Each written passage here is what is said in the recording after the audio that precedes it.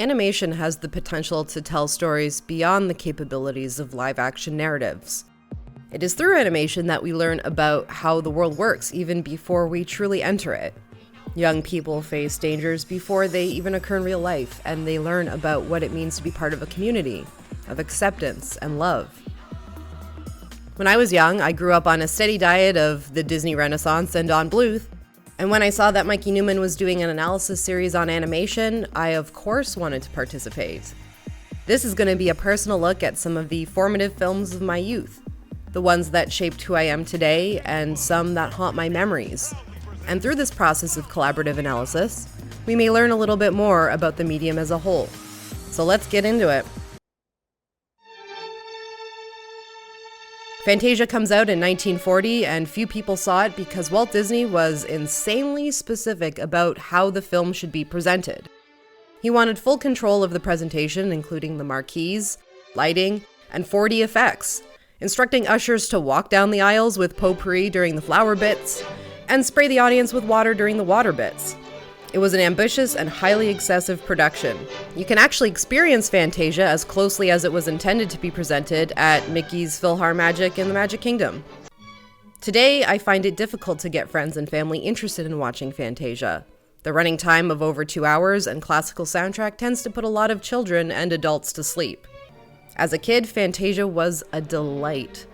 And as a young dancer, I was already starting to learn about how the body can move along to music, but now I was seeing it recreated in animation. When I watched this movie, I would dance along with it, especially the Nutcracker scene. This is a movie that encourages self-interpretation and expression. It's educational, romantic, and at times slaps you in the face with brutal realism. Seeing a trail of dinosaur corpses isn't exactly the most pleasant thing for a kid, but I was learning about these things way before school ever taught me. For me, the least interesting scene in Fantasia happens to be the most famous one. Mickey and the Sorcerer's Apprentice felt weird to me. Why was Mickey in a movie with a bunch of non-Disney characters?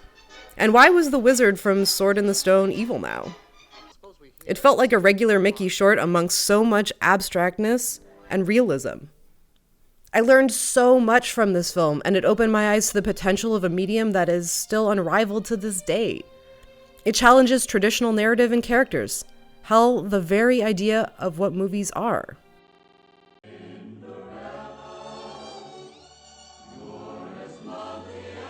Cinderella was straight up my favorite movie growing up as a kid. I don't know exactly why, but I know my room was floor-to-ceiling Cinderella merchandise, and was lovingly compared to the princess, often based on my reluctance to do chores. This movie had everything for me when I was a kid. Funny animals, sparkles, fancy dresses, and a satisfying underdog narrative. As a child, I learned that family can be abusive, the healing power of animals, and the importance of grooming. I never wanted to be Cinderella, I just wanted to wear her dresses. Much the same for most of the Disney princesses. I'm not gonna say that Cinderella is the sole reason why little girls grow up to adhere to strict and painful beauty standards, but I doubt it helped. Fashion is by far an essential aspect of the animated princesses, and even films for adult women. We saw this again during the release of the live-action Cinderella, where much of the promotional material was about the dress reveal and showcasing the fashion. Cinderella herself is a good person. She's hardworking, smart, and talented. She's even a little bit rebellious. But so little of Disney's animated film focuses on that.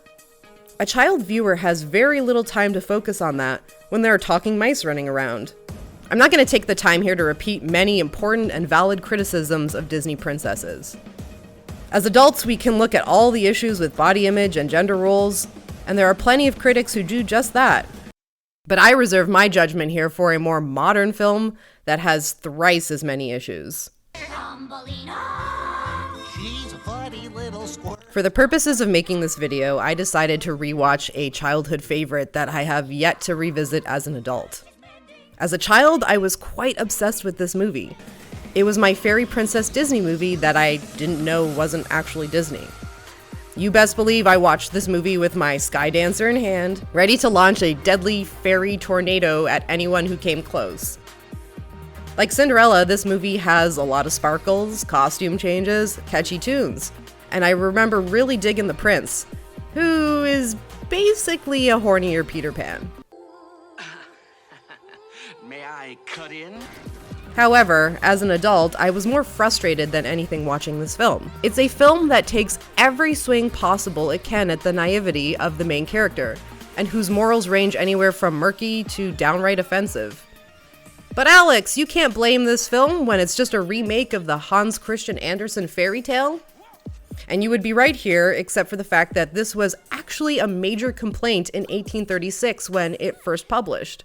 Critics trashed Andersen so hard, in fact, that he took a break from writing fairy tales for a whole year. The movie opens establishing a setting that has nothing to do with the entire movie, and Giacomo, our first of many annoying animals, sets up the theme of love facing impossible odds. Okay, sure, let's leave that alone for a bit, as the French bird, who acts as our narrator, starts our story off by opening a book on Thumbelina.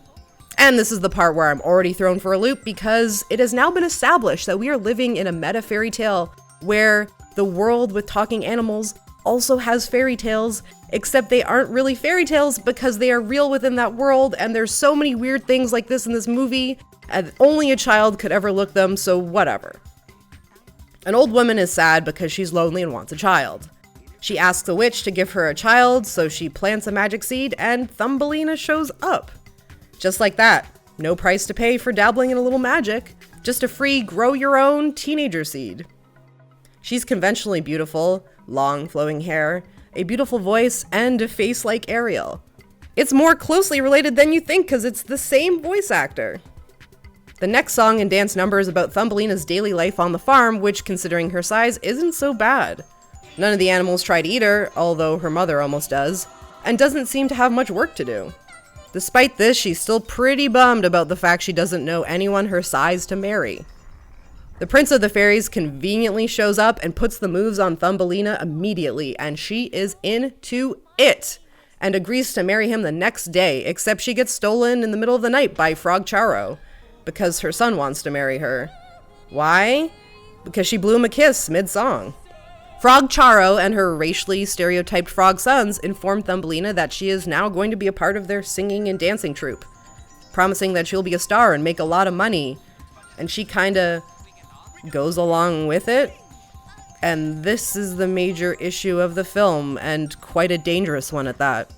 Thumbelina trusts everybody, and fails to see how others exploit her body for their own gain. I don't know how to feel when I see Thumbelina agreeing to so many forced marriages, getting immediate enjoyment out of her captivity, and it happens again and again and again. Then the frogs abandon her in a lily pad for no discernible reason, and Giacomo shows up to help her, but for some reason doesn't offer her a lift back home, and instead just makes things worse. I swear, this bird. Normally, the reason a mentor figure doesn't send a hero home immediately is because of the necessary character building journey they must go on, so that they may grow as an individual. But instead, he sings that song about following your heart again and sends her on her way with the youngest bugs of the group, who literally do nothing for her. We know these little shits are useless because immediately after she leaves the vicinity, she gets harassed by a beetle. I don't even know you. Oh, now you care. Then she makes a deal with the beetle to dance and sing for him at his club in exchange for flying her up high enough so that she can find out where her house is. You know who else could have done that? The beetle doesn't wait for an answer and takes her away. Meanwhile, the whole time we see that the bugs were privy to the whole exchange, and never once do they step in to tell her that the mustache-twirling villain should not be trusted. And here's the part of the film I remember vividly from childhood because it always made me feel so uncomfortable. I never understood why she goes along with this whole thing. She's in a crazy costume all of a sudden, swaying back and forth like she's completely out of it, and then is abruptly stripped on stage to her underwear and slapped on the ass. The audience laughs and sneers at her body for her lack of bug parts and calls her ugly. And end scene. how does a child process a scene like that? I can think of several instances where captivity and sexuality in children's media confused and bothered me. As an adult, I can see a lesson here in teaching young girls not to talk to strangers, the reality of predatory men and body shaming, but this scene basically happens 3 times, and each time she gets out of her situation by no means of her own. Thumbelina is probably the most passive character in an animated film I have ever seen. She constantly makes horrible decisions and suffers very little consequences because of it. Is this movie about catcalling? And how you should never associate yourself with people who aren't like you? This asshole comes back only to reassure her that the fairy prince thinks she's beautiful, and it doesn't matter that she's starving and cold. Don't care about the beetle, not because he's a predator, but because your appearance is validated by somebody else who looks like you. It would be better if you just said nothing. So, Giacomo abandons Thumbelina again just as the snow is falling, and she's rescued again, this time by the brutally honest Mrs. Fieldmouse, who immediately and falsely informs Thumbelina that the fairy prince is dead, and that this is basically her life now. With little time to grieve, she is forced to sing and perform once again, but Mrs. Fieldmouse's true objective is to make her marry the rich, old mole man for his money. I don't know why the mouse just doesn't do this herself. I don't know, maybe she has this elaborate plan to kill the mole and take half the inheritance. But, just like Frog Charo, we have another old female animal claiming to have Thumbelina's best interests at heart when they are trying to marry her off secretly. There have been readings here that the story is an allegory for arranged marriages, but how much does that really hold weight in a 1994 film aimed at a Western audience? I don't know. She is very close to marrying this mole until she sees visions of the prince, so good for her on that. But here, there are no consequences for rejecting him because the wedding is immediately crashed by the frog. I marry her. No! I know, marry you. I go home. No. And Giacomo finally decides to fly her to safety. Thumbelina marries the prince and gets wings of her own for some reason. What is this movie trying to say? What kind of conversations does a parent have with their children about the themes and messages of the story? The world is a scary place. The people who think have your best interests at heart are there for selfish gain, unless they look like you. That the advances of strange men are dangerous, and oftentimes women have their agency stripped away from them by force, except when they look like you. Don't just give your hand in marriage to anyone. Well, unless they look like you.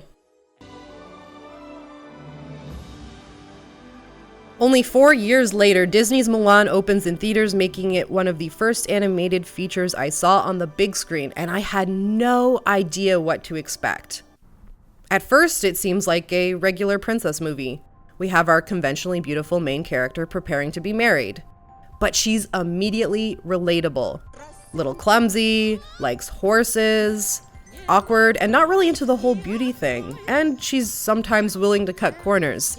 Thank you, Milan. Your technique helped me get through many a math exam. Also, unlike most princess movies, the stakes of this movie are insanely high. It's wartime in China, and Milan is faced with a challenge far beyond anything in her daily life. What it means to be a woman in a Chinese family, upholding family honor, sexism in the army, self-worth, and familial and romantic relationships with men. This movie tackles these issues head on. As a kid, I soaked up all I could and became fascinated with Chinese culture and started watching more movies from China. This ended up being a catalyst for studying world cinema in my university years.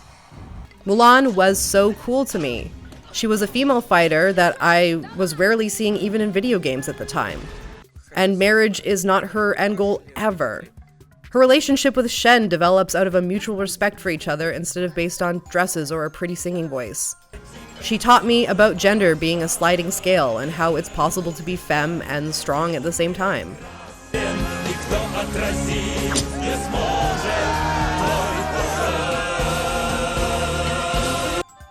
So in case it isn't evident, yeah, gender seems to be a pretty important part of this analysis. I can't say I went in with the intention that it was going to be this way, but hey, It's kind of hard to avoid it when media directed toward girls is only about, beauty and love.